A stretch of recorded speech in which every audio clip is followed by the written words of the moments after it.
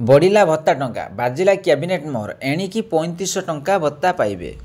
Hello viewers नमस्कार मु कहला स्वागत करुच्ची पीके 7894 यूट्यूब चैनल प्रथम थर पर चैनल को विजिट कर लाइक शेयर सब्सक्राइब करिए पाखर थिया बेल आइकन देबे ऑल नोटिफिकेशन ऑन करिवे जाफल नुआ नुआ वीडियो पाई परिबे।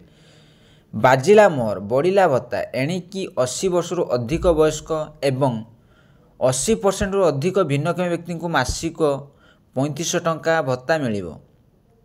पूर्व यही भत्ता 1200 टंका थिबा बेले एबे यहाकू वृद्धि करा जायछि। शुक्रवार अनुष्ठित राज्य कैबिनेट बैठक में यार प्रस्ताव कैबिनेट मोहर बाजिछि। राज्य कैबिनेट बैठक में 9 प्रस्ताव में मोहर बाजिछि।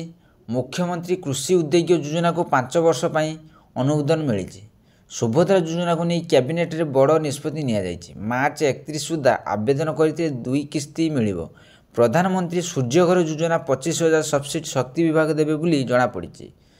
आशा करी वीडियो भल लगे लाइक शेयर सब्सक्राइब करी पाखर बेल आइकन देबे ऑन नोटिफिकेशन ऑन करिए जहाँफल नुआ नुआ वीडियो पाई परिबे।